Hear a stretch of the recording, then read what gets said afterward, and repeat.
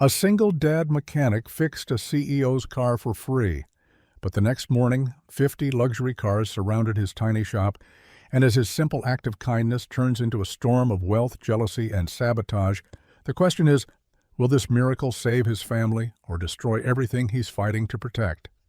Before we get into the story, comment below where in the world you are watching from today. Rain hammered the corrugated metal roof of Carter's Auto Repair, each drop adding to the symphony of leaks that Daniel had grown accustomed to over the past 3 years. He slid out from beneath Mrs. Henderson's ancient Ford, grease streaking his weathered hands, and glanced at the bucket in the corner. Almost full again. "Dad, you need help?" Grace looked up from her math textbook, pencil poised mid-calculation. Steam rose from the chipped mug of cocoa beside her, the shop's lone space heater, barely keeping the October chill at bay. "Just about done, sweetheart." Daniel wiped his hands on a rag that had seen better days. "How's that homework coming?" "Fractions are stupid." She scrunched her nose. "When will I ever need to know what 3/7 plus 2/5 equals?" "When you're splitting up car parts inventory." He walked over and ruffled her auburn hair, the same shade as her mother's. "Or dividing up chocolate bars with your friends." "Now you're talking." Grace grinned, revealing the gap where she'd lost a tooth last week. Daniel's gaze drifted to the stack of envelopes on his workbench. Final notices, mostly. The electric company had given him another week, but the landlord wasn't as patient. He picked up a wrench, turning it over in his calloused hands. "Dad?" Grace's voice pulled him back. "You okay?" "Course I am." He forced brightness into his tone. "Just thinking about tomorrow." "What about it?" "Well, it's a new day, isn't it?" Fresh start. Clean slate.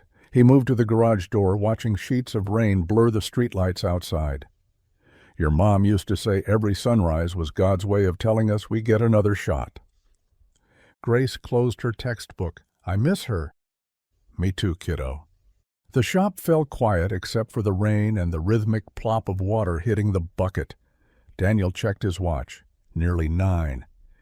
He should get Grace home, get her fed something better than the peanut butter sandwiches they'd had for lunch. "Let's pack up." He reached for the light switch. "I'll make us some—" Headlights sliced through the downpour, so bright they painted stark shadows across the shop walls. A car engine coughed, sputtered, then died right at the garage entrance. Daniel squinted through the rain. The vehicle was like nothing that had ever graced his small shop. Sleek, black, probably worth more than he'd make in 5 years.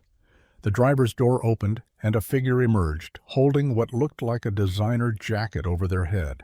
A woman burst through the shop's side door, water streaming from her clothes despite the makeshift umbrella. She stood there, chest heaving, dark hair plastered to her face. "Are you the mechanic?" Her voice cut sharp as glass. "That's me." Daniel grabbed a clean towel from a shelf. "Daniel Carter." She ignored the offered towel. "My car died. I need it fixed immediately."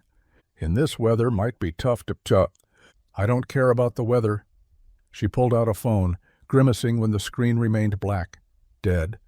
"Perfect. This whole town is probably dead. No signal for the last 20 miles.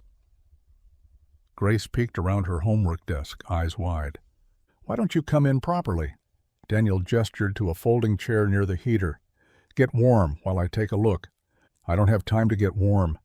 The woman's hands trembled. From cold or frustration, Daniel couldn't tell. "I have a merger presentation at 7 a.m. in the city. That's—" She glanced at a watch that probably cost more than his shop. 10 hours from now. That's a 3-hour drive on a good day. Hence the urgency. She finally noticed Grace. "Is it bring your child to work day?" "Every day when you're a single dad." Daniel kept his voice level. "Grace, this is—" Victoria Steel. The woman didn't extend her hand. "Steel Development Corporation." Grace waved shyly. "Your shoes are really pretty, even all wet." Victoria looked down at her soaked designer heels as if seeing them for the first time. Something flickered across her face. Surprise, maybe. "Let me grab my flashlight." Daniel pulled on his work jacket. "Grace, poor miss, Steal some of that cocoa. I don't want to. It'll warm you up. He headed for the door. And that towel's still available if you change your mind. Outside, the rain hit him like cold needles. The car was a masterpiece. European, custom everything. The kind of machine he'd only seen in magazines. He popped the hood, shielding his flashlight from the rain. Through the shop window, he watched Grace hand Victoria a mug. The woman held it awkwardly, as if she'd forgotten how to accept simple kindness. She sat rigid on the folding chair while Grace returned to her homework, occasionally glancing up with curious 12-year-old eyes. The engine trouble was sophisticated, electronic from the looks of it, the kind of problem that usually required specialized diagnostic equipment he couldn't afford. But Daniel had learned long ago that most complicated problems had simple solutions if you looked hard enough. Lightning flashed, illuminating the shop for a brief moment, his daughter doing homework, a powerful stranger clutching cocoa, and him standing in the rain trying to fix what seemed unfixable. Just another night at Carter's Auto Repair. Daniel wiped rain from his eyes and bent deeper under the hood. The engine compartment looked like a computer lab. Sensors, modules, and wiring harnesses he'd only read about in trade magazines he couldn't afford to subscribe to. His usual customers drove trucks that hadn't seen a computer chip since they rolled off the assembly line in the 80s. The side door banged open. Victoria stood there, water dripping from her hair. How long will this take? Hard to say yet. I'll pay triple your rate if you fix it in the next hour. Daniel straightened, meeting her gaze through the rain. Money doesn't matter here. Excuse me. Some things you do because it's right, not because it pays. Victoria's mouth opened, then closed. She retreated inside, her heels clicking against the concrete like an impatient clock. Daniel returned to the engine, following wire bundles with his flashlight. The diagnostic port was hidden behind a panel that required a special tool to open, a tool he didn't have. But a flathead screwdriver and patience worked just as well. Through the window, he saw Grace approach Victoria with their old kettle. "Would you like some tea? Dad says it's better than cocoa when you're stressed." Victoria looked at the child as if she'd suggested drinking motor oil. "I'm not stressed." "Your shoulders are up by your ears." That's what Dad does when he's worried about bills. The woman's shoulders dropped a fraction. She accepted the mug. Daniel smiled despite the cold rain soaking through his jacket. Grace had her mother's gift for disarming people with simple truths. The fuel system revealed itself in layers. High-pressure pumps, electronic injectors, a maze of sensors. Everything looked pristine, which meant the problem was subtle. Daniel traced each connection with his fingers, feeling for what his eyes might miss. Victoria appeared at the door again. "Do you even know what you're looking at?" "This isn't some farmer's pickup truck." "No, ma'am, it's not. That's a $150,000 vehicle. Numbers don't change how machines work." Daniel kept his focus on the engine. They all need fuel, air, and spark. It has a proprietary diagnostic system. You need specialized equipment. Found it? What? Daniel pointed his flashlight at a coupling in the fuel delivery system. The connection looked secure at first glance, but when he pressed it, it shifted slightly. This loosened up, probably from thermal expansion and contraction. These European models run hot, and when you combine that with rapid cooling from rain, just fix it. He reached for his toolbox, selecting a wrench that wasn't quite the right size but would work with care. The coupling needed to be removed, cleaned, and properly retorqued. In a modern shop, they'd replace the whole assembly. Here, he'd make do. His hands moved steadily despite the cold, making his fingers stiff. Disconnect the line. Careful not to damage the O-ring. Clean the mating surfaces with a rag that had seen better days. Apply a thin coat of petroleum jelly to ensure a proper seal. "Your daughter," Victoria said, still standing in the doorway. "She's very direct." "Gets that from her mother." "Where is she?" "Working late?" Daniel's hands paused for just a moment. She passed 2 years ago, cancer. The rain filled the silence that followed. I'm sorry. Grace keeps her spirit alive, always finding ways to help people even when they don't ask for it. I didn't ask for tea. No, but you needed it. Daniel torqued the connection, feeling its seat properly. He moved to the driver's seat, water squelching from his clothes onto the leather. The engine turned over once, twice, then roared to life with a purr that spoke of German engineering and perfect combustion. He left it running and climbed out. Should get you to your meeting. Victoria pulled out a leather checkbook. What do I owe you? Nothing. Don't be ridiculous. You just spent 40 minutes in a storm. A person in need is just a person in need. Daniel wiped his hands on a rag. Doesn't matter what they drive. Victoria stared at him, her pen hovering over the check. This is a business. You have bills. Your daughter will grow up knowing her dad does what's right, not what's profitable. That's not how the world works. It's how my world works. Lightning illuminated Victoria's face, and Daniel saw something crack in her expression. Confusion, maybe, or recognition of something she'd forgotten existed. I don't understand you. Don't need to. Road's slick out there. Take it slow around the curves near Miller's Bridge. Victoria stood frozen for another moment, then snapped her checkbook shut. She moved toward her car, stopped, turned back. Thank you. Before Daniel could respond, she was in the driver's seat. The luxury car pulled away, its taillights dissolving into the storm like red stars swallowed by clouds. Grace appeared beside him, slipping her small hand into his wet one. She seemed sad, Dad. Maybe she was. Why didn't you take her money? We need it. Daniel squeezed his daughter's hand. Because sometimes, kiddo, what people need to receive isn't what they're trying to give. They stood together watching the rain wash motor oil rainbows across the concrete. Then Daniel pulled the garage door down, locked it, and walked his daughter to their old truck. Think we'll see her again? Grace asked. Doubt it. People like that don't usually come back to places like this. The truck started on the third try. As they drove home through empty streets, neither of them imagined that tomorrow morning would bring 50 luxury cars lined up outside their small shop, or that one act of kindness had just set into motion a chain of events that would transform all their lives. Daniel flipped the pancake with practiced ease, drawing eyes and a crooked smile on its golden surface with chocolate chips. Steam rose from the griddle, filling their small kitchen with warmth that fought against the morning chill seeping through the windows. Why do they always look surprised? Grace asked, studying her breakfast. Because they're happy to see you. He slid the pancake onto her plate, just like I am every morning. She poured syrup until a sticky lake threatened to overflow the plate's edge. Dad, you make the same joke every day. And you smile every day. That's because the pancakes are good, not the joke. Daniel ruffled her hair, earning a protest about messing up her ponytail.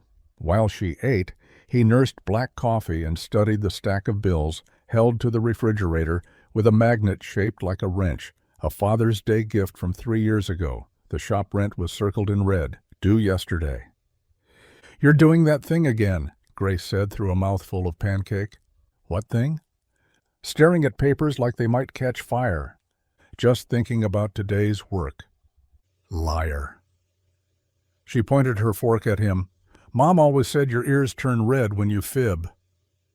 He touched his ear reflexively. Finish up. Don't want to be late. 20 minutes later, Daniel pulled up to Millbridge Elementary in their rattling truck. Grace grabbed her backpack, then paused. Dad? That lady from last night. She looked like she needed a friend. What makes you say that? She had the same look Mrs. Henderson had after Mr. Henderson died, like she was surrounded by people but still alone. Sometimes his daughter saw too much. Not everyone wants friends, kiddo. Everyone needs them, though. She kissed his cheek. Love you. Love you, too. Daniel watched her join the stream of kids flooding through the school doors, her purple backpack bouncing with each step. The drive back to the shop usually gave him time to plan the day: oil change for Tom Bradley's pickup, brake inspection for the Martinez family's minivan. Simple work for simple people who trusted him. He turned onto Oak Street and slammed the brakes. Cars lined both sides of the street, not just any cars. Machines that belonged in magazines, not in Millbridge. A silver BMW idled next to a cherry-red Tesla. Behind them, a Jaguar in British racing green, a Maserati, a Bentley. At the far end, like a yacht among speedboats, sat a cream-colored Rolls-Royce. Daniel parked the truck 2 blocks away and walked toward his shop, counting. 30 cars, 40. More turning the corner. People stood beside them, men in suits that cost more than Daniel made in a month, women in dresses that had never seen a small town. They waited in an actual line, like his shop was some kind of attraction. There he is. A man in a charcoal suit stepped forward, Rolex catching the morning sun. "You're Daniel Carter?" Yes. "Richard Blackstone, Blackstone Industries." He pumped Daniel's hand. "Victoria Steele sent a message to our business network last night. Said you were the only honest mechanic in the state." "She said that?" "Well, her exact words were, 'the only one who can't be bought.' But the message was clear." Richard gestured to the line of cars. "We all have mechanics, of course, dealerships, specialists. But Victoria doesn't impress easily. If she says you're worth driving 2 hours to see—" Daniel's head spun. Old Mrs. Patterson stood on her porch across the street, mouth open. Tom Bradley had stopped his truck in the middle of the road to stare. Half of Millbridge seemed to be gathering, phones out, recording the invasion of luxury. "I can't possibly work on all these cars today." "We'll wait," said a woman in a cream pantsuit. "I took the day off." "As did I," another added. Daniel unlocked the shop with shaking hands. The familiar smell of motor oil and metal couldn't ground him against the surreal scene outside. He grabbed his appointment book, mostly empty except for the 2 locals scheduled. "I have existing customers." We'll pay triple rates," Richard said. "Cash, if you prefer." "It's not about the money." "Victoria mentioned that, too," Richard smiled. "Said you were stubborn about it." A squeal cut through the morning air. Grace came running down the street, her school bag bouncing wildly. Daniel checked his watch. 3:30 already? The entire day had dissolved into a blur of oil changes, tune-ups, and diagnostic checks on cars with more computing power than NASA used to reach the moon. "Daddy!"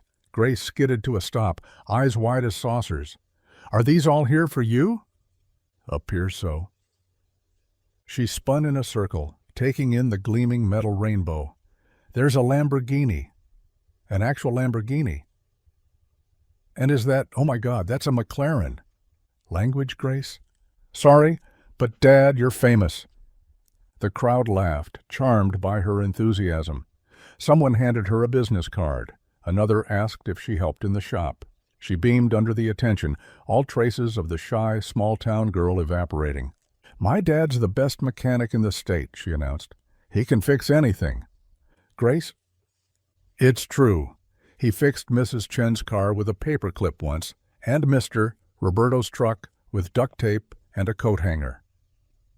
More laughter. Phones appeared, recording the girl with the purple backpack defending her father's honor to millionaires. Daniel felt the ground shifting under his feet. This morning, he'd been worried about rent. Now he had enough work lined up to pay for 6 months. But something felt wrong about it all, like catching a wave that was bigger than you realized, already pulling you toward rocks you couldn't see. Daniel wiped his hands on a rag and stepped outside. The line hadn't shrunk. If anything, it had grown. A Porsche had joined the parade, its driver leaning against the hood reading something on his phone. "Mr. Carter?" Tom Bradley stood by his pickup, hat in hand. "I know you're busy with all these fancy folks, but my truck's making that grinding noise again. Need it for work tomorrow." You're next, Tom. Richard Blackstone stepped forward. Excuse me, but I've been waiting since... Tom's a regular. He goes first. I'll pay 5 times your rate. Daniel met the man's eyes. Tom was here first in my book. You want to wait your turn, you're welcome to. You want special treatment, plenty of shops in the city. The crowd went quiet. Richard's face flushed. Then something shifted in his expression. He stepped back. I'll wait. Mrs. Martinez pulled up in her minivan. Kids pressed against the windows, gawking at the luxury cars. Daniel, I'm so sorry to bother you with all this. Tuesday appointment, right? Pull her in after Tom. But all these people... We'll wait their turn like everybody else. A murmur ran through the wealthy crowd. Daniel heard fragments. Told you he was different, and Victoria was right about him. By 2 o'clock, Daniel had fixed Tom's truck, worn brake pad, adjusted Mrs. Martinez's alignment, and worked through 3 luxury cars.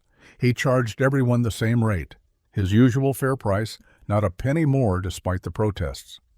Grace had set up a lemonade stand, charming executives with her chatter while they waited. She'd made $40 and declared herself a businesswoman. A familiar black car turned onto Oak Street, but this time Victoria Steele was behind the wheel herself. No driver, no entourage. She parked across the street and walked over, designer heels clicking on asphalt. So the stories are true. She surveyed the scene, wealthy elite waiting patiently while Daniel worked on a teacher's Honda. They're calling you the honest mechanic in our business forum. Daniel shrugged, uncomfortable with the attention. Just doing my job? No, you're not. She watched him work, really watched. You're treating everyone exactly the same. Do you know how rare that is? Shouldn't be. Grace bounced over, cup of lemonade in hand. Miss Steele, you came back. Want some lemonade? Only $2, but for you it's free because you started everything. Victoria's expression softened. You must be Grace. Did my dad really fix your car in the rain? He didn't even tell me the whole story. Was it scary being stuck? I'd be scared in that storm. Oh, Grace dug in her backpack. Look what I drew in art class. She produced a piece of paper, a crayon drawing of the shop surrounded by colorful cars, with a stick figure Daniel in the middle and the words, My Dad the Hero, across the top. Victoria studied it like it was a masterpiece. This is wonderful. You can have it if you want. I make lots of them. Miss Henderson says I have real talent, but I think she says that to everyone. I doubt that. Victoria carefully folded the drawing and placed it in her purse. Thank you, Grace. Daniel glanced over from under the Honda's hood. Victoria Steele, the woman who'd commanded boardrooms and crushed competitors, was smiling at his daughter's artwork. Not a polite smile, but something genuine that reached her eyes. Dad, can Ms. Steele stay for dinner? We're having spaghetti. Grace, I'm sure Miss Steele has... I love spaghetti, Victoria said quietly. Before Daniel could respond, a white government sedan pulled up. A man in his 50s stepped out, badge clipped to his belt, clipboard in hand. His face was all hard angles and disapproval. Who's the owner here? Daniel straightened. That's me. Inspector Harold Briggs, County Licensing Department. He surveyed the street. Cars everywhere, people milling around Grace's lemonade stand. His frown deepened. You running a shop or a circus? Just fixing cars. Same as always. This is not same as always. Briggs made sharp notes on his clipboard. You're operating at commercial scale without proper permits, creating traffic hazards. That girl selling lemonade, she have a vendor's license? She's 12. Rules are rules. He ripped off a yellow citation. This is a warning. You're in violation of at least 6 county codes. The street congestion alone could shut you down. Daniel took the paper, stomach sinking as he read the list of violations, fines that would eat through whatever he'd earned today, and then some. I'm not trying to cause problems. Intent doesn't matter. You've got 48 hours to reduce operations to appropriate scale for your license, or I'll recommend closure. Victoria stepped forward. "Surely there's—" "Ma'am, this doesn't concern you unless you're his attorney." "I could be." Briggs snorted. "Then advise your client to follow regulations. I'll be back Thursday." He pointed at the luxury cars. "This better be gone or his shop will be." The inspector drove off, leaving silence in his wake. The wealthy clients looked uncertain. Grace's face had fallen, lemonade pitcher drooping in her hands. Daniel stared at the citation. Just when hope had finally knocked on his door, bureaucracy was ready to slam it shut. Daniel sat at the kitchen table, the yellow citation spread before him like a verdict. The house was quiet except for the tick of the wall clock, the same one Sarah had picked out at a yard sale years ago. 9:30. Grace was tucked in bed, though he'd heard her tossing and turning longer than usual. The numbers on the paper blurred together. Permit violations, zoning infractions, commercial operation in residential zone, each line another nail in the coffin of his brief hope. A soft knock broke the silence. He opened the door to find Victoria Steele holding a white takeout bag from Murphy's Diner, looking nothing like the commanding CEO from that first night. She'd traded her power suit for jeans and a simple blouse, her hair pulled back in a ponytail. "I haven't cooked in years," she said, lifting the bag. "But I figured you might not have eaten." "Miss Steele, you don't need to—" "Victoria, please." She shifted the bag. "It's just burgers and fries. Nothing fancy." He stepped aside. She moved through his small kitchen with unexpected care, setting out the food on mismatched plates he'd bought at Goodwill. The citation caught her eye. "May I?" Daniel nodded. She studied it while he poured 2 glasses of water, his good glasses, the ones without chips. "This is harassment," she said. "Half these violations are technicalities they never enforce unless they want someone gone." "Doesn't matter. Rules are rules." "Rules can be challenged." She unwrapped her burger. "I have lawyers who eat bureaucrats for breakfast. I don't need charity." "It's not charity. It's—" She paused, searching for words. "Return on investment. You helped me. Let me help you." Daniel took a bite, considering. The burger was still warm, the normalcy of it strange after such a surreal day. "Why do you care?" "Really?" Victoria set down her food. "You want the truth?" "I've been surrounded by people who'd sell their mothers for a profit margin, board members who smile while sharpening knives. Then you come along and refuse my money because it's the right thing to do. Do you know how long it's been since I've heard that? Just common decency. Which makes it uncommon." She pulled out her phone, scrolling through contacts.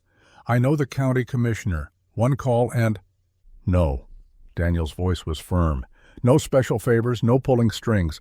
If I can't make this work honestly, then it doesn't work." Victoria stared at him. "You're really going to risk your business over principle? What else do I have to teach Grace? That you take shortcuts when things get hard?"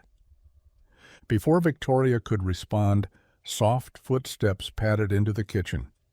Grace stood in the doorway, hair mussed, wearing pajamas covered in cartoon cars. "Can't sleep, sweetheart?" "My brain won't turn off." She noticed Victoria.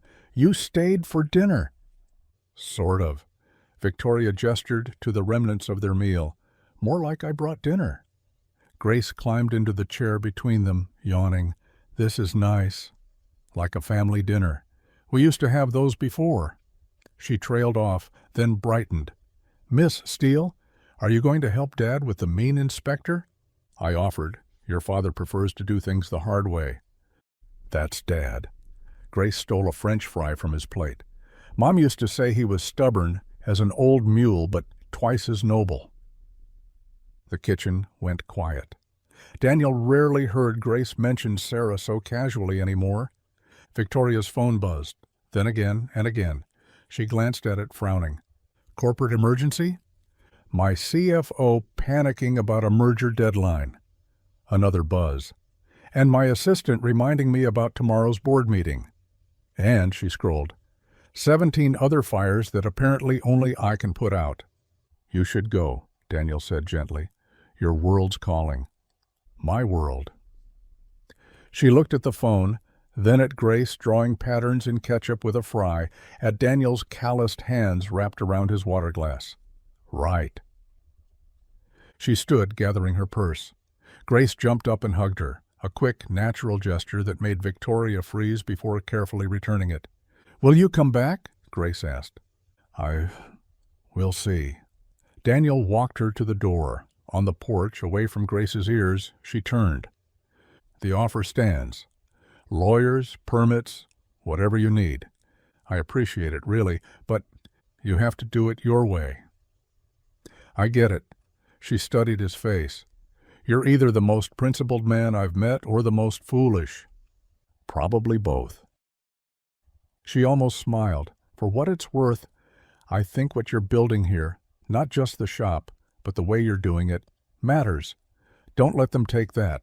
Her heels clicked down the walkway. Daniel watched her expensive car disappear into the night, then went back inside. Grace had curled up on the couch, already drifting off. He carried her to bed, tucking her in, properly this time. Back in the kitchen, he looked at the citation again. Tomorrow would bring more luxury cars, more attention, more problems. The inspector would be watching. The whole town would be watching. He folded the paper and turned off the lights. Through the window he could see his shop across the street, small and worn, but still standing. For now. Daniel's alarm never got the chance to ring. He'd been awake since 4:30, staring at the ceiling while dawn crept through the curtains. The weight of yesterday's citation pressed against his chest like an engine block. In the kitchen, Grace sat at the table with her cereal, milk dripping from her spoon, as she watched him move around the room. "You're doing that thing where you pretend everything's fine, but your shoulders are all bunched up." "My shoulders are fine, Dad." She set down her spoon. "Remember when Tommy Hendricks said I couldn't fix bikes because I was a girl? And you told me the best response to doubt is excellence?" Daniel paused at the coffee maker. "That was different." "No, it wasn't." She stood, carrying her bowl to the sink. "You taught me that when people try to push you down, you stand taller. So stand tall today." He turned to face his 12-year-old daughter, who somehow carried her mother's wisdom in her young bones. "When did you get so smart?" "Tuesday. Around lunchtime." She grinned. "Come on, Dad. Those fancy cars aren't going to fix themselves." They walked to the shop together, Grace's hand in his. The morning air carried the scent of fresh rain and motor oil. As they rounded the corner, Daniel stopped short. The line of luxury cars stretched even further than yesterday. A Mercedes idled behind a Bentley. A bright yellow Lamborghini caught the morning sun. Drivers milled about, some on phones, others sipping coffee from the diner down the street. "Holy cow," Grace whispered. Daniel squared his shoulders, standing tall like she'd said, and unlocked the shop. "Listen up, folks." His voice carried across the lot. "Same rules as yesterday. One car at a time. First come, first served. No exceptions." A man in a $1,000 suit stepped forward. "I have a board meeting at noon. Surely you can—" "First come, first served," Daniel repeated. "Martha Henderson from down the street got here at 6. She goes first." Martha, an elderly woman with a worn Buick, beamed from her spot at the front of the line. The suit huffed. "This is ridiculous. I could buy this entire—" "Then buy it." Daniel turned his back on him. "Until then, you wait your turn." The crowd stirred, some frustrated but most nodding with something like respect. Grace set up her homework station in the corner while Daniel got to work on Martha's rattling exhaust. Around 10, Victoria appeared. No power suit today. Instead, dark jeans and a simple blouse that made her look younger, less armored. She carried 2 cups of coffee. "Thought you could use this." Daniel accepted the cup gratefully, grease already streaking his hands. "Thanks, though you might not want to be seen here when the inspector comes back." "Let him come." She leaned against the workbench, watching him work. "You know, most people would be marking up prices for this crowd." "Triple rates at least." Most people aren't trying to teach their daughter that integrity matters. Grace looked up from her math homework. It's working, by the way.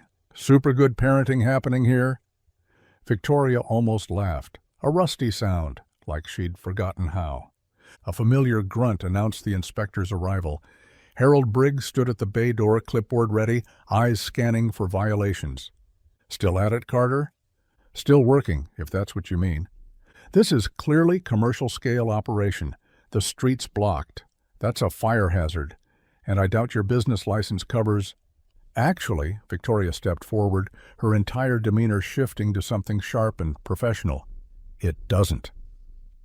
Briggs blinked. Excuse me? The fire lane remains clear. Check your measurements. The street isn't blocked. Traffic is simply slow, which isn't under your jurisdiction. As for the business license, mister, Carter's shop is zoned for automotive repair without customer volume restrictions. Who are you? Someone who knows the municipal code better than you, apparently. She pulled out her phone, showing a screen full of legal text. Section 47.3 explicitly states that customer volume only becomes regulated if the business expands its physical footprint or employee count. Mr. Carter has done neither. Briggs's face reddened. There are other violations. Name them. Specifically, with code citations. The inspector's mouth opened, closed, opened again. Daniel kept working on Martha's car, but his hands moved slower, listening. This isn't over, Briggs finally spat. I'll be back with real charges. Looking forward to it? Victoria's smile could have cut glass. After Briggs stomped off, the shop fell quiet except for the clink of Daniel's tools. Even the waiting customers seemed to hold their breath. Thank you, Daniel said quietly, not looking up from the engine. You're welcome. I still don't like needing help. I know. Victoria watched him work, precise and patient. But everyone needs help sometimes, even stubborn mechanics who think they have to save the world alone. Grace piped up from her corner. Mom used to say that accepting help isn't weakness, it's wisdom.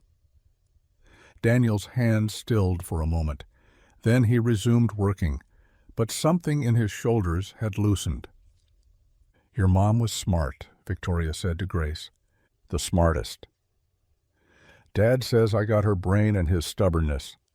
Dangerous combination. That's what the teachers say, too. Daniel finished Martha's repair, charging her exactly what he would have last month, before the circus began. As she drove away, the next customer pulled forward, the impatient man in the expensive suit. About time. Now You need to wait. Daniel pointed to an elderly man with a beat-up truck. George was second in line. He's next. The afternoon sun beat down on Main Street as Daniel wiped his hands on an old rag. The line of luxury cars had finally thinned, but the usual faces were missing. No sign of Tom Fletcher's farm truck. No Betty Ann with her temperamental Honda. At Murphy's diner that evening, the absence felt heavier. Daniel sat at his usual booth with Grace, picking at meatloaf while she devoured mac and cheese. The other tables buzzed with conversation that died whenever he looked up. Hey there, stranger. Earl Hutchins slid into the booth beside him. 82 years old, Korean War veteran, drove a Chevy older than Daniel. Haven't seen much of you lately. Been busy, Earl. You know how it is. Do I? Earl's weathered face stayed neutral, but his eyes carried weight. Used to be, you'd have my truck running by Tuesday. Called yesterday. Your girl said maybe next week. Grace stopped eating. I told Mister. Hutchins you'd fit him in, Dad. I wrote it down and everything. I know, sweetheart. There's been a lot going on. Earl leaned closer, voice dropping. Listen, son. I'm going to say this once because your daddy would have wanted someone to. Don't forget who kept you afloat before the fancy ones showed up. When Sarah passed, who brought casseroles? When the bank came calling about the mortgage, who organized that fundraiser? The meatloaf turned to sawdust in Daniel's mouth. We were there, Earl continued. Betty Ann, Tom, me, all of us. We didn't go elsewhere when Bob's Auto opened with those fancy computerized diagnostics. We stuck with you. Earl? I'm not saying you're abandoning us. Not yet, but that's how it starts, isn't it? Few more weeks of Jaguars and Mercedes, and suddenly Tom's tractor doesn't seem worth the time. Daniel set down his fork. That's not fair. Fair? Earl stood, joints creaking. Fair is remembering that my Chevy payments kept your lights on last winter. He shuffled away, leaving silence in his wake. Grace pushed mac and cheese around her plate. He's right, isn't he? Grace. You can't just be the rich people's mechanic, Daddy. That's not who you are. Before Daniel could respond, Victoria entered the diner. Conversation stopped entirely. She wore jeans again, trying to blend in, but her posture betrayed her. Too straight, too confident for Murphy's worn vinyl booths. She spotted them and approached, ignoring the stares. Mind if I join you? Please? Daniel slid over, grateful for the distraction and guilty for feeling it. Betty Ann, working the evening shift, appeared with her order pad and a tight smile. What can I get you, miss? Steel? Coffee, please, black. Coming right up. Betty Ann's tone could have frozen July. Victoria noticed. I seem to be popular. Small towns notice outsiders, Daniel said carefully. Especially ones who keep visiting, Grace added, then caught herself. Not that we mind. You're nice. You brought dinner that time. Grace, Daniel warned. What? She did. Betty Ann returned with coffee, setting it down hard enough to slosh. Anything else? No, thank you. After Betty Ann left, Victoria lowered her voice. I overheard your conversation with that gentleman. Earl's got a point. He does. She wrapped her hands around the mug. In my world, we'd call it market segmentation. You're trying to serve two completely different customer bases with the same resources. In my world, we call it not forgetting your friends. I'm not suggesting you forget anyone, but you need structure. Set aside specific hours for local customers. Tuesday and Thursday mornings, perhaps. Keep your rates the same for them, but charge the luxury crowd market price. Daniel shook his head. I charge fair rates for fair work. Noble, also financially suicidal. She glanced at Grace. Sorry, financially unwise. It's okay. I know Dad's stubborn about money stuff. I'm right here, Daniel protested. Victoria continued. You could help more people if you stayed in business. The extra income from charging appropriate rates to those who can afford it would let you do more free work for those who can't. The logic made sense, which annoyed him. At the next table, Margie Phillips whispered to her husband, loud enough to carry. Third time this week she's been here. You don't suppose? Margie, her husband warned. I'm just saying, widow man, pretty CEO. These things happen. Daniel's jaw tightened. Victoria either didn't hear or pretended not to. Grace, however, turned in her seat. Mrs. Phillips, my dad's helping Miss Victoria with her car stuff. That's all. Of course, dear. Of course. Victoria stood abruptly. I should go? Thank you for dinner, or coffee, rather. She placed a 20 on the table. For Grace's mac and cheese. That's too much, Market price, she said with a slight smile, then left. The diner erupted in whispers the moment the door closed. Daniel caught fragments. CEO. Suspicious. What's her angle? Poor Grace. Betty Ann appeared with a check. People are talking, Daniel. People always talk. This time's different. That woman's not here for car repairs. Betty. Just be careful. Grace doesn't need more upheaval. Daniel looked at his daughter, who was pretending to focus on her placemat puzzle, but listening to every word.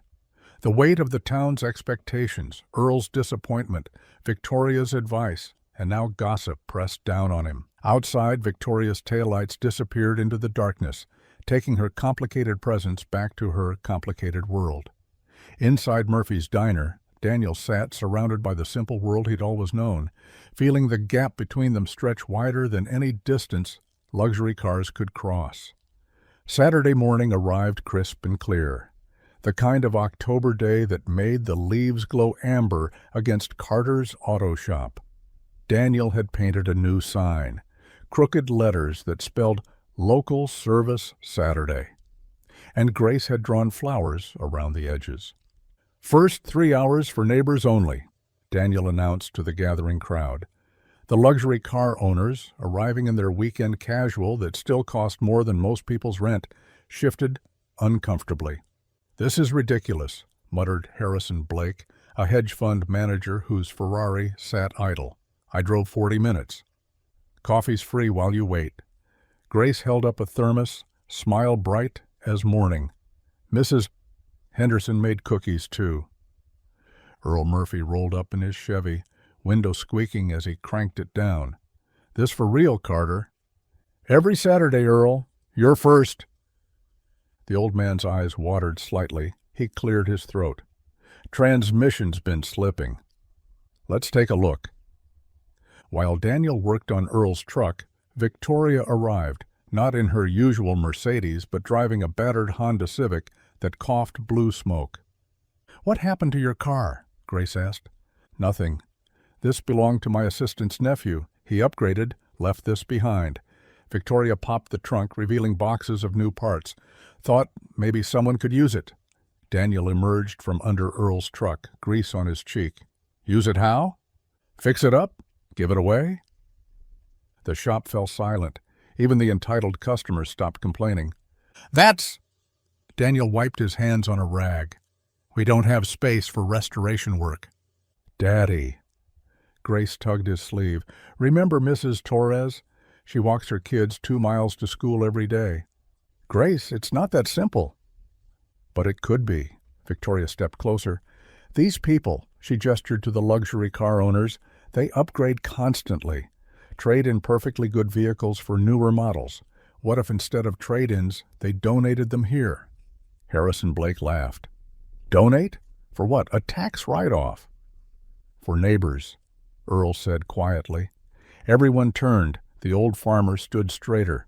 "For folks who need them." Daniel studied the Honda. Needed new tires, probably brake work, definitely a tune-up. 2 days labor, maybe 3. "Even if we could fix them, we're not a charity." Since when has that stopped you from helping?" Victoria's question hung in the air. Grace walked to the Honda, running her small hand along its dented side. "We could call it the Hope Car Project." "Sweetheart, we can barely handle regular repairs." "Then I'll help." The voice belonged to Jim Rodriguez, who ran the hardware store. "Got a nephew who's good with body work?" "My cousin does upholstery," added Betty Ann's sister Sarah. Daniel felt the tide turning, the town's energy shifting toward something he couldn't quite name. He looked at Victoria, who stood apart but engaged, her designer jacket incongruous among the oil stains and worn overalls. "One car," he said finally. "We try one." Grace whooped. Victoria smiled. Not her business smile, but something softer. They started that afternoon. Harrison Blake, perhaps shamed by Earl's words, offered to pay for new tires. Another luxury client covered the brake parts. By evening, the Honda ran smooth, its interior vacuumed, a pine air freshener hanging from the mirror. Daniel called Maria Torres. "Could you come by the shop? Need to check something on your account." She arrived as the sun set, her 3 children trailing behind, the youngest on her hip. "Mr. Carter, if it's about payment, I can—" "It's about this." Grace held out the keys. Maria stared. "I don't understand." "The car. It's yours." "But I can't afford—" "Already paid for," Daniel said gently. "Community effort." Maria's knees buckled. Sarah caught her elbow, steadying her. "Is this real?" "Real as that baby who needs a car seat," Betty Ann said, appearing with a donated infant carrier. Maria sobbed, then deep gulping sobs that shook her whole body. Her children pressed close, the oldest, maybe 10, understanding enough to cry too. "We've been walking for 2 years. 2 years since the repo." Daniel knelt beside her. Now you drive." She threw her arms around his neck, whispering "thank you" over and over in English and Spanish. The crowd that had gathered, locals and luxury clients alike, burst into applause. Victoria stood back, iPhone in her hand, capturing not for social media, but for something personal. This moment, this pure human kindness, felt like oxygen after years of breathing recycled corporate air.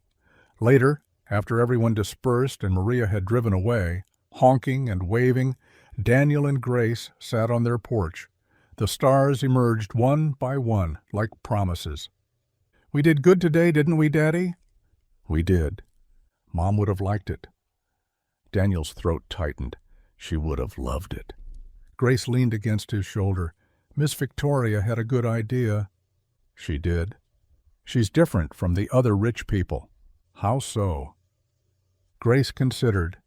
"She sees us. Not just the shop or what we can do for her car. She sees us." Across town, Victoria sat in her rental house, staring at the photos on her phone. In 20 years of business, she'd overseen million-dollar deals, built towers that scraped the sky. But nothing had ever felt as substantial as watching Maria Torres drive away in a donated Honda, her children's faces pressed to the windows, waving at strangers who'd become neighbors in the space of an afternoon. She pulled up Daniel's contact, typed a message, deleted it, typed again. "Thank you for letting me be part of today." His response came quickly. "Thank you for seeing what could be." Victoria set down her phone and did something she hadn't done in years. She prayed, not for deals or success, but for more Saturdays like this one, more chances to build something that mattered. The following week transformed Daniel's shop into something unrecognizable from the quiet garage it had been just months before. Cars arrived daily, not just for repairs, but as donations. A Mercedes with a blown-head gasket from a tech executive who'd upgraded. A Toyota Camry from a widow moving to assisted living. Even a vintage Mustang from a collector who said, "It should go to someone who'll love it, not just display it." Drive hope. That's what everyone called it now, though no official paperwork existed. Grace had painted a sign on cardboard, colorful letters with hearts dotting the I's, and propped it against the shop wall. Tuesday morning brought controlled chaos. Jim Rodriguez worked underneath a donated Civic, changing oil. Sarah Bennett cleaned a minivan's interior while her teenage son replaced windshield wipers. Betty Ann organized paperwork at a folding table, matching donated cars with families the local churches had identified as needing help. Victoria moved between groups, clipboard in hand, her designer heels replaced with sensible flats. She'd created a tracking system, nothing fancy, just spreadsheets on her laptop, to manage donations and match them with recipients. "We've got 12 cars in various stages," she told Daniel during a brief lull. 4 ready for delivery this weekend." Daniel wiped grease on his coveralls. "Never thought I'd see this place so full." "Full of purpose," she corrected, then caught herself. "Sorry, that sounded like corporate speak." "No, you're right." He watched Grace teaching a volunteer how to check tire pressure. "It does feel like purpose." The shop door chimed. A woman with pressed khakis and a messenger bag entered, looking out of place among the oil-stained chaos. "Daniel Carter?" "That's me." "Jennifer Walsh, Valley Tribune." She extended her hand. "I've been hearing stories about what you're doing here." Daniel's shoulders tensed. "Just fixing cars, ma'am." "From what I understand, it's considerably more than that." She pulled out a recorder. "Mind if we talk?" "I've got work." "Please, Daddy." Grace appeared at his elbow. "People should know about Drive Hope." Jennifer smiled. "Drive Hope, that's what you call it?" "Informal name," Daniel muttered. "Mr. Carter, I've covered this region for 15 years. Never seen anything quite like this, wealthy and working class, urban and rural, all collaborating. That's a story worth telling." Victoria approached. "Perhaps we could speak over lunch? Less disruption to the work?" They gathered at Betty Ann's diner. Daniel reluctant, Grace eager, Victoria protective. Jennifer asked about the beginning, the luxury cars, the shift to donations. It wasn't planned, Daniel insisted. Things just grew. Like gardens do, Grace added, from one seed. Jennifer scribbled notes. And you? She turned to Victoria. A CEO involved in grassroots charity. That's unusual. What's unusual is finding authenticity in a world of transactions. Victoria's voice carried an edge. Daniel doesn't help people for publicity or tax breaks. He does it because it's right. Old-fashioned values. Human values, Victoria corrected. Jennifer asked about faith, about Daniel's wife, about keeping the shop afloat. Daniel answered carefully, credits always flowing outward, to the community, to volunteers, to Grace for inspiring him. One photo? Jennifer asked as they finished. You three in front of the shop? They stood together, Daniel in his stained coveralls, Grace beaming between them, Victoria looking somehow at home, despite her city polish. The photographer caught them mid-laugh, Grace saying something about Victoria getting grease on her jacket. The article ran the next morning. Small-town mechanic builds drive hope where luxury meets necessity. The photo dominated the regional section. Within hours, it spread online, shared, retweeted, posted across platforms Daniel didn't even know existed. His phone rang constantly, churches offering partnerships, dealerships asking about collaboration, 3 television stations requesting interviews. Daniel turned them all down, overwhelmed. This is good, Victoria insisted that evening, helping him sort through messages. Awareness means more donations, more families helped. Feels like a circus. Daddy doesn't like attention, Grace explained to Victoria. He goes all turtley. Turtley? Pulls into his shell. Victoria laughed, a real laugh, not her business one. Well, Mr. Turtle, sometimes emerging from the shell is necessary. They worked until 10, organizing offers of help, planning the weekend's car deliveries. Grace fell asleep on the office couch, her math homework scattered around her. Daniel covered her with his jacket. She's remarkable, Victoria said softly. Takes after her mother and her father. Daniel's phone rang. Unknown number. He almost ignored it, assuming another media request, but something made him answer. Carter? Yes? You're messing with the wrong ecosystem. The voice was flat, emotionless. Small shops like yours survive by staying small. Start giving away what others sell. You upset the balance. Who is this? Someone watching you play saint with other people's livelihoods. Those donated cars? They should go through proper channels, auctions, used lots. You're disrupting legitimate businesses. I'm helping neighbors. You're creating expectations. Poor people thinking they deserve handouts. Rich people to thinking charity absolves them. Stop now, while you can still stop cleanly. The line went dead. Daniel stood frozen, phone in his hand. Victoria noticed his expression. What's wrong? Nothing. Prank call. She studied his face but didn't push. I should go. Early morning tomorrow. After she left, Daniel locked up carefully, checking windows, testing doors. He carried Grace to his truck, her head heavy on his shoulder. The parking lot felt too dark, too empty. Every shadow seemed to watch. At home, he tucked Grace into bed, then sat at his kitchen table staring at his phone. The caller's words echoed, "While you can still stop cleanly." He thought of Maria Torres driving her children to school, of the veteran who'd cried receiving keys to a restored pickup, of his daughter's joy painting the Drive Hope sign. Some things were worth the risk.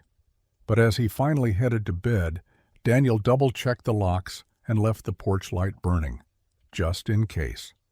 Friday morning arrived crisp and bright, the kind of autumn day that made everything feel possible. Daniel stood in his shop doorway, watching neighbors transform the lot into something magical. Betty Ann strung lights between the fence posts while Tom Willis set up speakers for music. The smell of barbecue drifted from 3 different grills. Daddy, where should the welcome table go? Grace dragged a folding table across the gravel, her Drive Hope t-shirt already smudged with dirt. Let Victoria decide. She's got the clipboard. Victoria stood near the donated cars, checking items off her list with military precision. She'd arrived at dawn with a rental truck full of supplies, balloons, ribbons, even a professional banner reading Drive Hope Community Day. Her usual business attire replaced by jeans and sneakers, though she still moved like a CEO commanding an empire. 20 minutes until the Hendersons arrive, she called out. Grace, can you help Mrs. Patterson with the lemonade? The shop buzzed with purpose. Daniel had spent the week preparing 3 vehicles, a sedan for Walter Hayes, the Vietnam veteran who walked 4 miles to his dialysis appointments, a minivan for Mrs. Chen, who'd been riding the bus since her husband died, and a pickup for Marcus Johnson, laid off from the factory, but picking up handyman work where he could. Never seen anything like this, Reverend Douglas said, helping Daniel arrange chairs. Whole town pulling together. Wasn't my idea. Just happened. Best things usually do. By noon, the lot overflowed with people. Children chased each other between the cars, while adults filled plates with pulled pork and coleslaw. Miss Elena from the elementary school had brought her guitar, leading kids in songs. The mayor showed up, shaking hands and posing for photos Daniel didn't want. Time for the presentations, Victoria announced, her voice carrying over the crowd. Walter Hayes went first. The old veteran limped forward, his worn jacket decorated with faded pins. Daniel handed him the keys to the burgundy sedan, freshly waxed and gleaming. 32 years since I owned a car, Walter's voice cracked. Thought those days were done. The crowd erupted. Grace jumped up and down, grabbing Victoria's hand in excitement. Victoria didn't pull away. Instead, she squeezed back, her professional mask slipping to reveal something softer.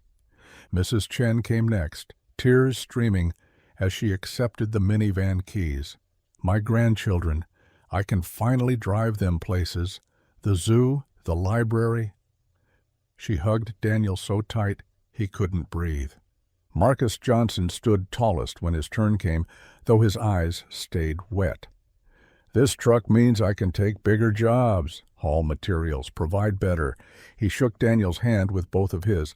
My kids are watching, man. They're seeing what kindness looks like.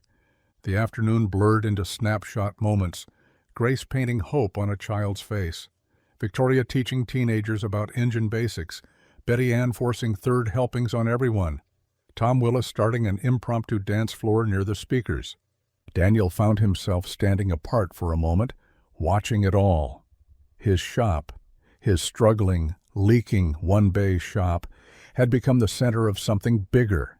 Families who'd never spoken were sharing tables, rich and poor, young and old, all mixed together like ingredients in the same pot. Your wife would be proud. Victoria appeared beside him, holding 2 cups of lemonade. Sarah loved bringing people together, church picnics, school fundraisers, said community was just family you hadn't met yet. Smart woman. The smartest. Daniel accepted the lemonade. Thank you for all this, the banner, the supplies. Stop. Victoria's tone was gentle but firm. This isn't my charity project. This is something else. What? She watched Grace teaching younger kids a clapping game, maybe what I've been looking for without knowing I was looking. The sun started sinking, painting everything gold. Families began drifting home, calling thanks over their shoulders. The new car owners had left hours ago, honking and waving like a parade. Volunteers packed up tables and swept the lot. Best day ever, Grace declared, flopping against Daniel's side. Can we do it every month? We'll see, sweetheart. They were the last to leave, making sure every light was off, every tool secured. Daniel's truck wouldn't start at first, the irony not lost on him, but finally turned over on the 3rd try. Grace fell asleep before they reached the main road, her head against the window. The house sat dark when they pulled up. Daniel carried Grace inside, her arms loose around his neck. He'd just tucked her in when his phone buzzed. Victoria. Home safe? Just got in, thank you again. Stop thanking me, get some rest. But something nagged at him, a feeling like walking through spider webs, invisible but unmistakable. He grabbed a flashlight. Going to check the shop, back in 20. He drove through empty streets, that crawling sensation growing stronger. The shop came into view, and his headlights caught the damage before his mind could process it. Every window smashed, glass scattered like diamonds across the gravel, the banner torn down, shredded, tools missing from the bay, and the remaining donated cars, the ones waiting for next month, spray-painted with ugly words. Know your place. Stop playing hero. This is a warning. Daniel sat in his truck, hands gripping the wheel until his knuckles went white. All that joy, all that hope from just hours ago destroyed. Grace appeared at his window. He'd been gone too long, she'd worried, convinced him to bring her back. She saw the destruction and crumbled. No, no, no. Her sobs tore through the night. Why would someone? Daddy, why? He pulled her close, her tears soaking his shirt. His own eyes burned but stayed dry. He couldn't break, not with her watching. Victoria's car screeched into the lot minutes later. She must have heard. Small-town news traveled fast, even at night. She took in the scene, her face hardening into something Daniel hadn't seen before. Not CEO Victoria, but something fiercer. She placed a hand on his shoulder, steady and warm. They want to break you because you're building something real. Her voice was soft, but carried steel underneath. Don't let them win. Daniel stared at the wreckage. Broken glass, ruined cars, his daughter's artwork destroyed.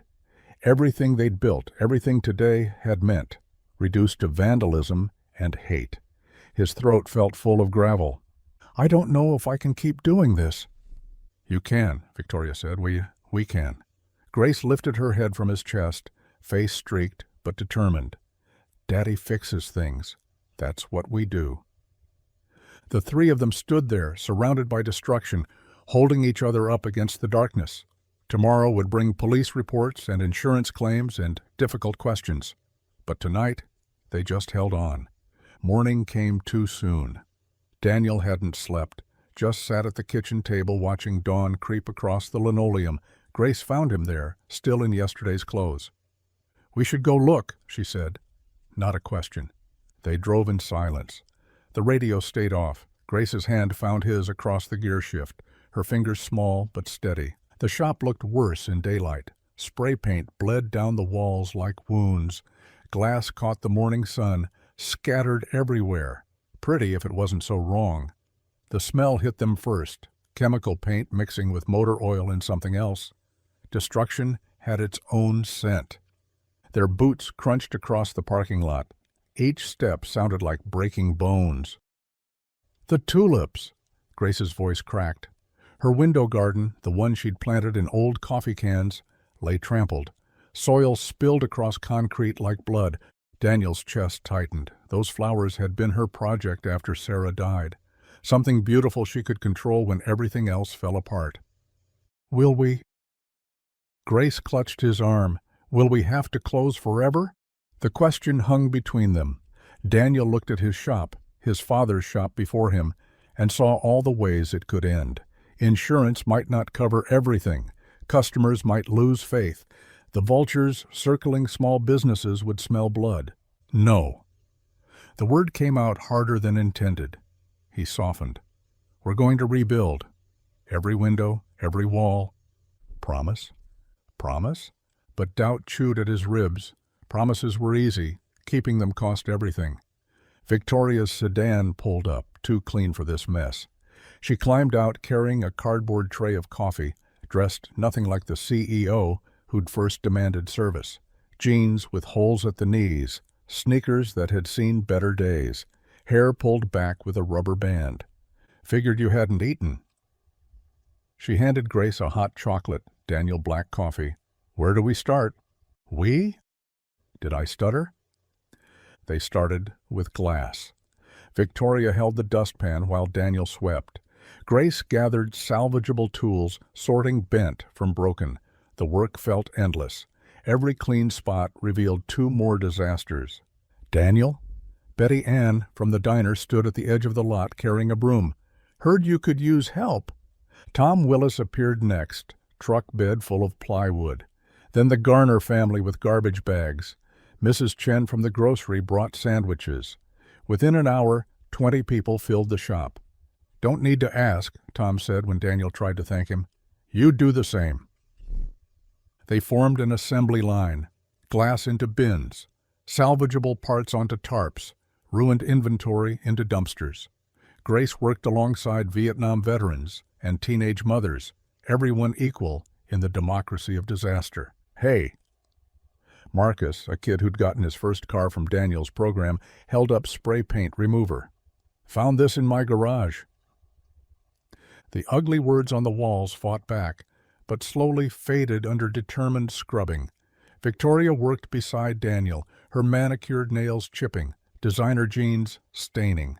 "You don't have to, if you tell me I don't belong here, Daniel Carter, I'll dump this bucket on your head." By noon, the shop looked like a skeleton, bare but standing. Plywood covered the windows. The worst graffiti was gone, tools hung on pegboards, the bent ones straightened with hammers and hope. "Lunch break," Betty Ann announced, producing boxes of fried chicken from nowhere. They ate in the parking lot, sitting on overturned buckets and truck tailgates. Stories flowed with the sweet tea. Mrs. Chen talked about rebuilding after a fire took her first store. Tom shared how neighbors helped after a tornado in '98. "That's what we do," he said. "We show up." Grace had found one surviving tulip, roots intact. She replanted it in a fresh coffee can, soil donated by the hardware store. "See, Daddy? Some things you can't kill." The afternoon brought more help. The high school shop class arrived with their teacher, ready to rebuild workbenches. A local contractor measured for new windows, waving off payment talk. "We'll figure it out later." Victoria answered her phone throughout the day, her corporate world calling, but never left. She'd end each call with variations of "handle it yourself," or "that's why I pay you." "Your board must love this," Daniel said during a water break. "My board can learn what matters." By 5 o'clock, exhaustion weighed on everyone, but the shop breathed again. Not healed, not whole, but alive. The vandals had broken things, but they'd also broken something open, a dam of community spirit that flooded everything. Grace stood in the middle of the bay turning slow circles. "It looks different." "Different how?" "Like when you break a bone and it grows back stronger." Pastor Williams arrived as people started leaving. His usual sermon voice gentled. "Heard you had some trouble." "We're managing," Daniel said. "I see that." He looked at the crowd, believers and doubters, rich and poor, all dirty and tired and together. Sometimes church happens outside Sunday mornings. As sunset painted everything gold, the helpers drifted home. Tomorrow lists and insurance calls and police reports waited. But tonight felt like victory, small and hard-won. Daniel pulled Grace close. Victoria stood with them, the three of them looking at their battered but unbroken shop. "What did we learn today?" Daniel asked Grace, their old bedtime ritual. "That storms come," she said, "but we don't walk through them alone. That's my girl." Victoria's hand found his shoulder, stayed there, not ownership or pity, just presence. "Same time tomorrow, she asked. "You have an empire to run." "The empire can wait." They locked up together, checking doors twice, afraid to leave it vulnerable again.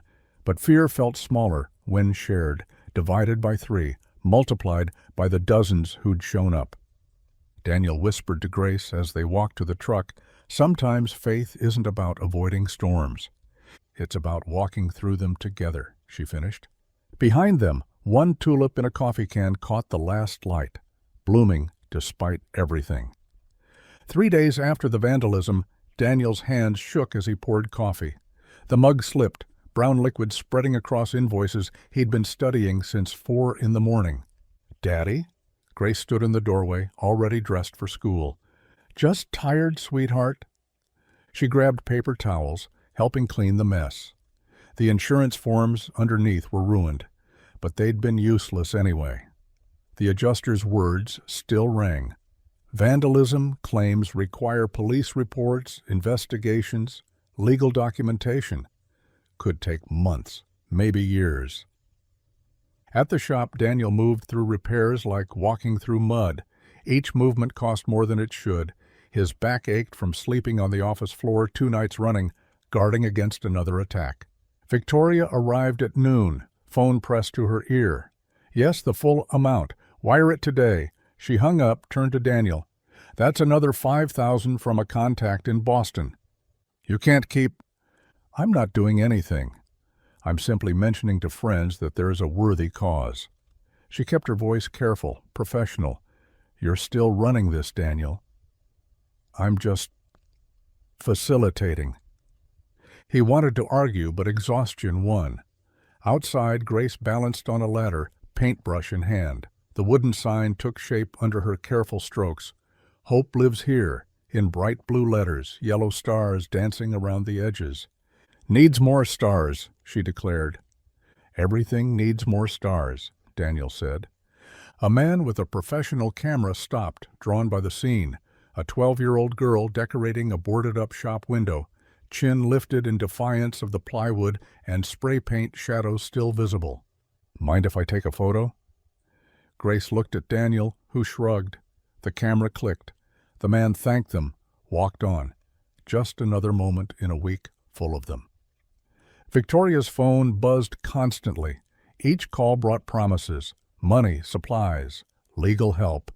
But she kept herself in the background, redirecting every offer toward Daniel. "Why?" he asked during a brief break. "Because this only works if it's yours.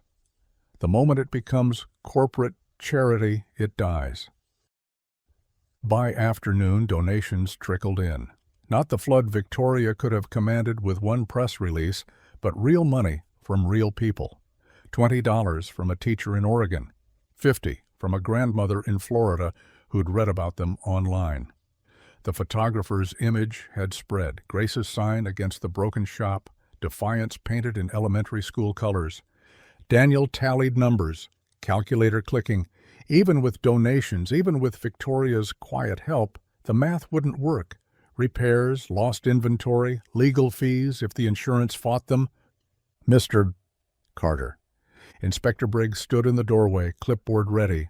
His shoes clicked against the concrete as he surveyed the damage. "Structural integrity compromised," he muttered, writing. "Electrical systems potentially damaged. Environmental hazards from the spray paint chemicals. We're fixing everything." Not fast enough." Briggs tore off a yellow notice.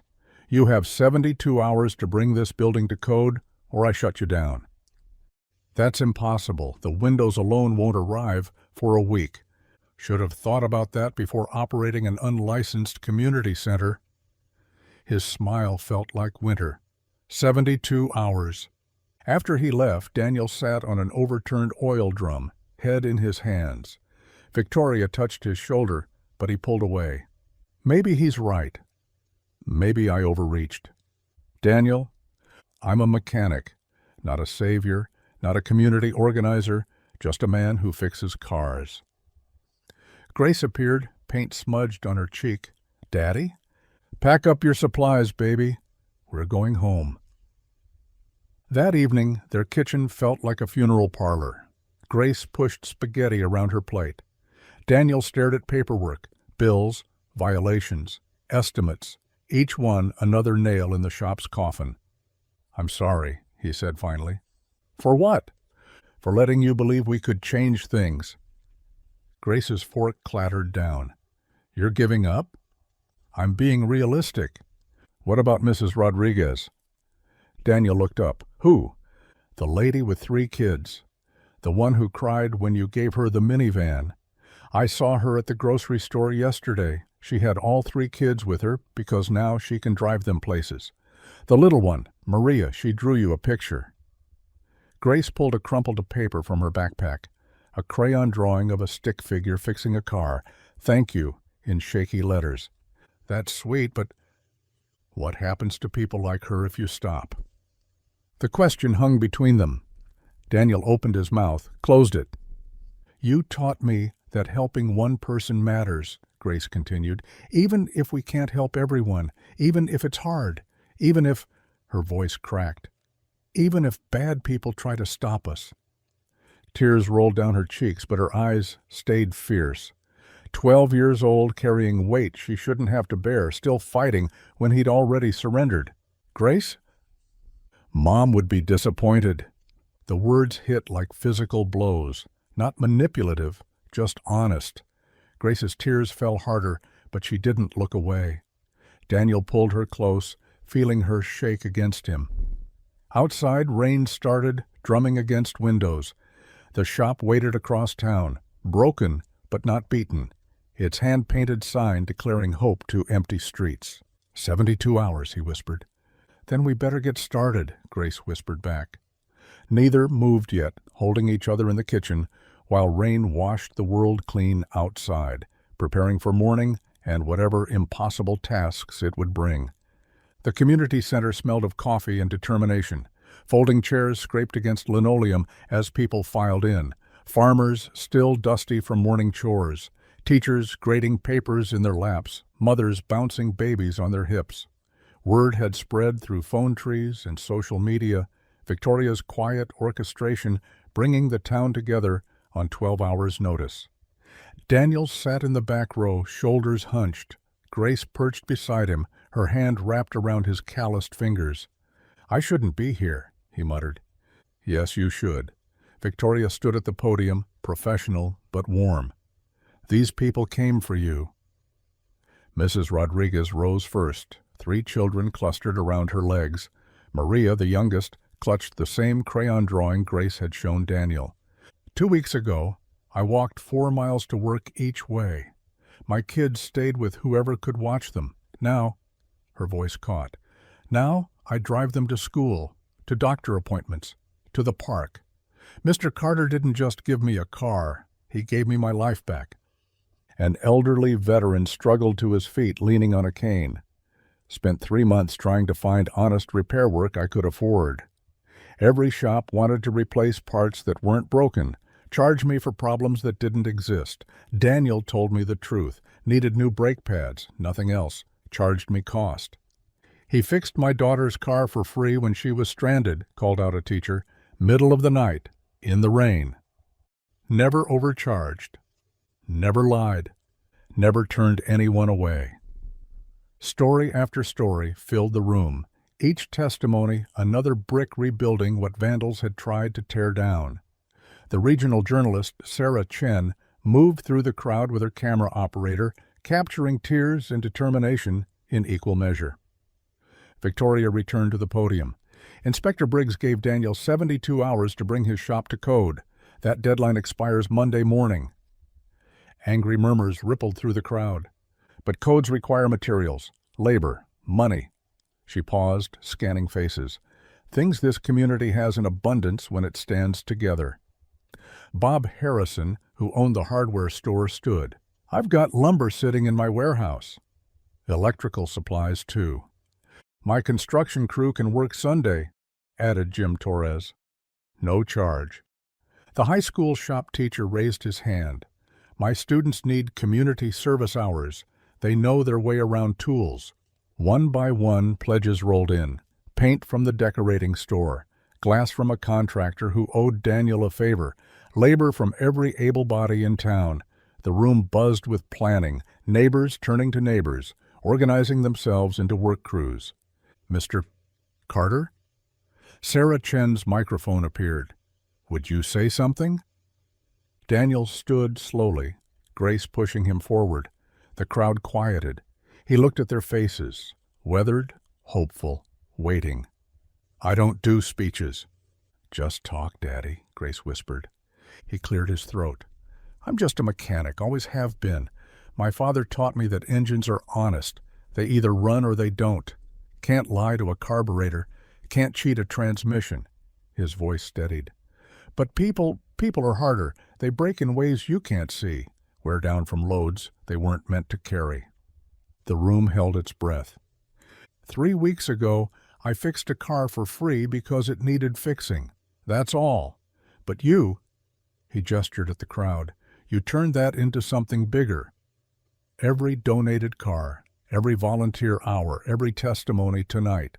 You're the real mechanics here, and if a broken engine can run again with the right care, maybe broken lives can, too."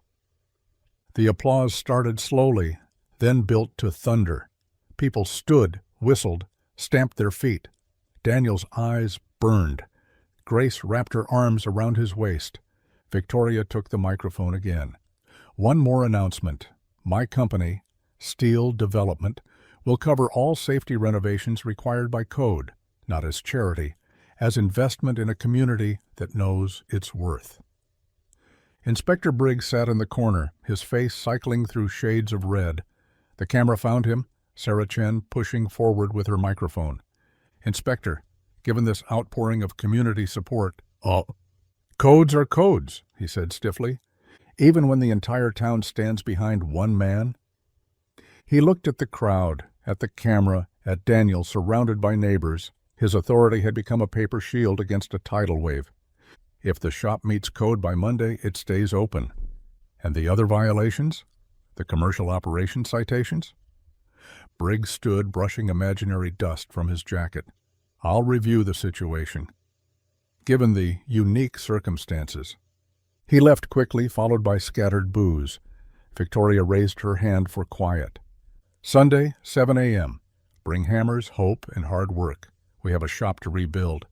As the crowd dispersed into planning groups, Grace tugged Victoria down to her level, wrapping thin arms around her neck.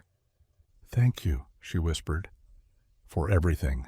Victoria stiffened, then melted into the embrace. "You're welcome, sweetheart. You're like family now." The words hung between them, fragile and profound. Victoria's eyes met Daniel's over Grace's shoulder. He nodded once, permission and gratitude mixed together. Sarah Chen caught it all on camera. The CEO learning to hug, the mechanic learning to hope, the girl bridging worlds with the simple faith that love could rebuild anything. Outside, stars broke through clouds. Sunday waited with its promise of hammers and hope, a community ready to prove that some things vandals could never truly break. Sunday arrived wrapped in morning mist. By 7, Carter's Auto had transformed into an anthill of activity. Pickups lined the street, tailgates down, lumber sticking out like wooden tongues. The air rang with hammers finding nails, saws biting wood, and voices calling measurements across the lot. Daniel stood in what remained of his shop, watching Jim Torres's crew frame out an expansion, doubling his workspace. Where one bay had struggled, 2 would thrive. The permits Victoria had fast-tracked through City Hall lay properly displayed, every box checked, every fee paid. "Dad, watch out!" Grace's warning came too late. Blue paint splattered across his overalls, her brush dripping evidence. Her grin held no apology. "You did that on purpose. The walls needed color. So did you." She'd chosen the shade herself. Sky blue, she called it. Hope blue. Already, half the interior glowed with it, high school students on ladders rolling careful strokes while their shop teacher barked good-natured corrections. Victoria emerged from behind a stack of drywall, her designer jeans covered in dust, her perfect manicure chipped from carrying supplies. She'd shown up at dawn, not with assistance or speeches, but with work gloves and determination. "Your daughter's declaring war," Daniel said. "Good. You needed color." Victoria studied him, this man who'd cracked her corporate armor without trying. "Blue suits you." Grace giggled, darting between adults to attack another section of wall. Other children had joined her, the Murphy twins, little Rosa Hernandez, turning renovation into finger paint party where the line stayed mostly straight. Bob Harrison directed traffic at the lumber pile. 2x4s to the east wall, insulation coming through. The organized chaos worked like a symphony. Electricians threaded new wire while plumbers roughed in a bathroom that would meet commercial code. The roof crew had arrived at sunrise, stripping damaged sections, laying fresh tar paper against future storms. Even the wealthy clients appeared. Richard Blackwood, whose Bentley Daniel had serviced, worked alongside farmers in pressed khakis that would never recover. Margaret Chen, the surgeon, hauled boxes of donated tools her colleagues had gathered. They sweated equally. Hierarchy dissolved in shared purpose. "Never thought I'd see Blackwood holding a hammer," Jim Torres muttered. "Never thought I'd see any of this," Daniel replied. By noon, the skeleton of the new shop stood clear. Proper ventilation systems, updated electrical panels, a small office where Grace could do homework while Daniel worked. Everything the inspector had demanded, and more. Victoria cornered Daniel during a water break. "The permits cover commercial operation now. You can service as many cars as you want." "You did all that?" "I know the right people." "Made the right calls." "That's not what I meant." He studied her face, seeing past the CEO to the woman underneath. "You didn't have to fight for us." "Yes, I did." The moment stretched between them, loaded with unspoken words. Grace bounced over, paint-splattered and glowing, breaking the spell. "Victoria! Come see what I made." She'd painted a sign on the new office door, Hope Headquarters. Beneath it, 3 stick figures held hands, tall, medium, small. Victoria's throat tightened. "It's perfect, sweetheart." The afternoon brought unexpected music. Someone had hauled in speakers and classic rock mixed with hammer strikes. The Methodist church ladies arrived with sandwiches and lemonade. The renovation became a festival, the shop a symbol of something larger rising from wreckage. Daniel found himself working beside Victoria, holding boards while she hammered. Her technique was terrible, but her focus absolute. "You're going to bend that nail." "I'm doing fine." The nail bent. She laughed, a sound he'd rarely heard, free, unguarded. He fixed it without comment, their hands brushing as he guided her grip. "Like this, let the hammer do the work." She tried again. The nail sank true. "See?" Natural carpenter. "Natural teacher." Her voice softened. "You're good at bringing out the best in people." Evening painted the shop gold. New lights, LED, energy efficient, Victoria's insistence, clicked on one by one. The expanded space glowed like a beacon. Where broken windows had gaped, fresh glass reflected sunset. Where vandals had sprayed hate, hope blue walls stood defiant. The workers gathered in the lot, exhausted, filthy, triumphant.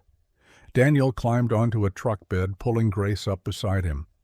"I don't have words for this, except thank you, every one of you." "Speech," someone called. "No speeches, but tomorrow, when Inspector Briggs comes, he'll find more than a shop that meets code. He'll find proof that this town takes care of its own." Applause echoed off the new walls. People dispersed slowly, reluctant to leave what they'd built together. Victoria lingered as shadows lengthened. She and Daniel stood beneath the new lights.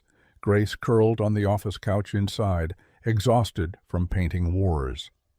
"I forgot," Victoria said quietly, "what it meant to build something with your hands, to serve something greater than quarterly profits."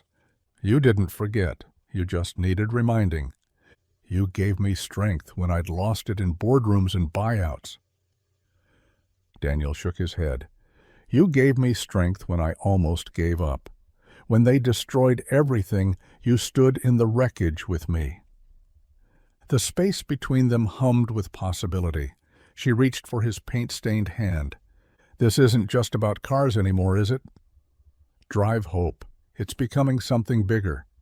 Becoming what it was meant to be, maybe."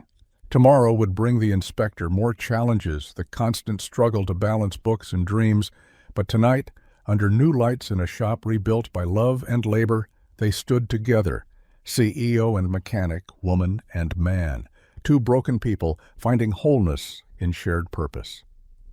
The banner stretched across Main Street caught morning wind, rippling like a promise. Carter and Steele Automotive Hope Center.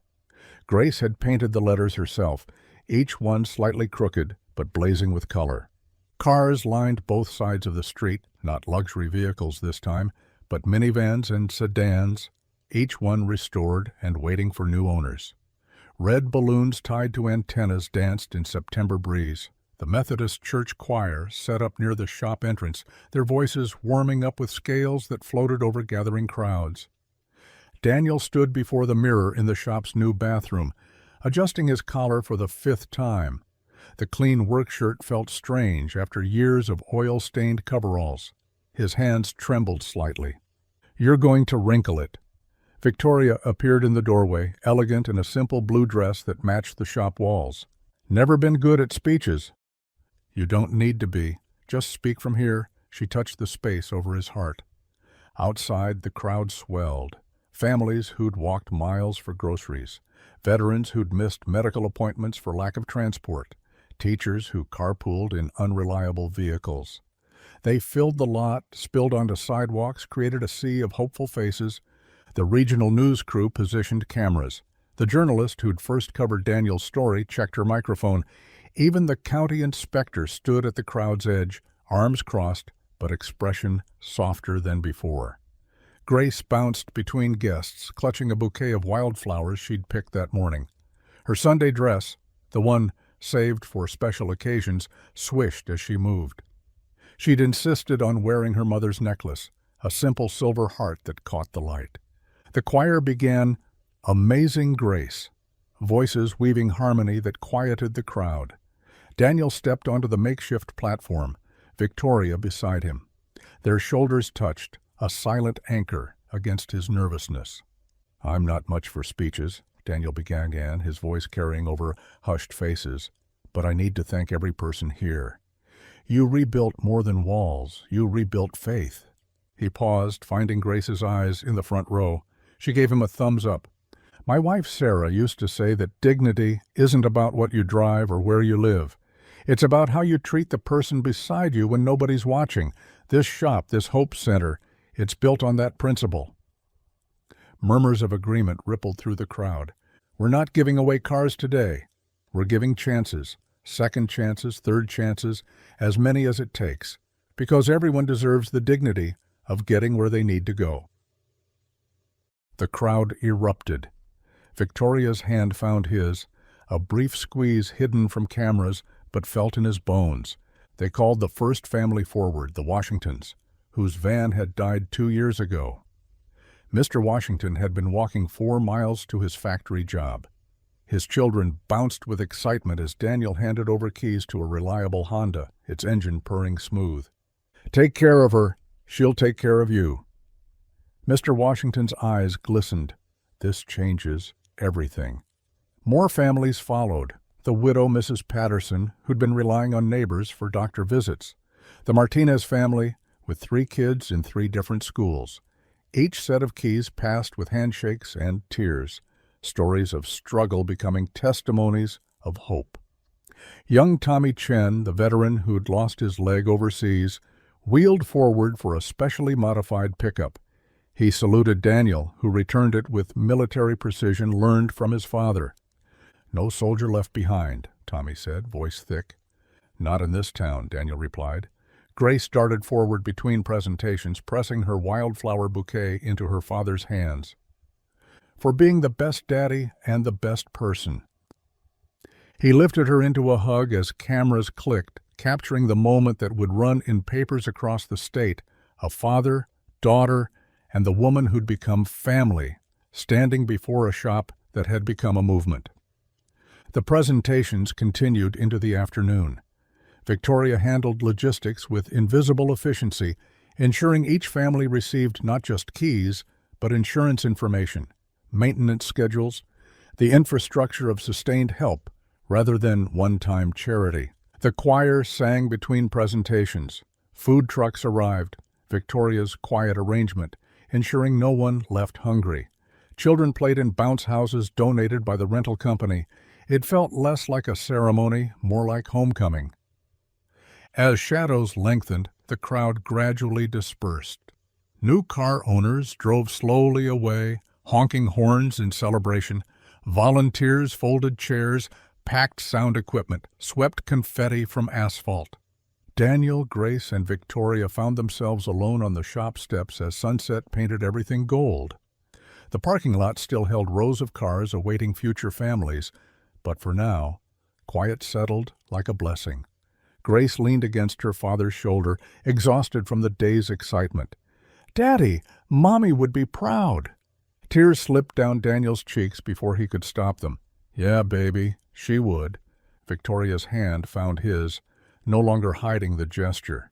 Their fingers interlaced, mechanics' calluses against manicured nails, two different worlds joined in purpose. "Sarah would be proud of you both," Victoria said softly, "of what you've built from pain." The camera crews had packed away their equipment. The music had faded to memory, but the shop glowed with new life. Windows reflecting sunset like promises. LED lights would stay on all night, Daniel's insistence a beacon for anyone driving past who needed to know hope existed. "We did it," Grace murmured, already half asleep against her father. "No," Daniel corrected gently. "We started it." Tomorrow would bring more families, more needs, the endless work of transforming generosity into action. But tonight, three people who'd found each other in loss sat watching the sun sink behind rows of waiting cars, each one a future changed, a dignity restored, a second chance made real. The shop sign hummed with new electrical life. Carter and Steele Automotive Hope Center. Built not on wealth, but on something stronger. Love that fixed what was broken, faith that tomorrow could be better, and a community that refused to let anyone drive alone through darkness. If you enjoyed the story, I hand-picked this next story that you will enjoy. Please don't miss this one. Click here to watch it.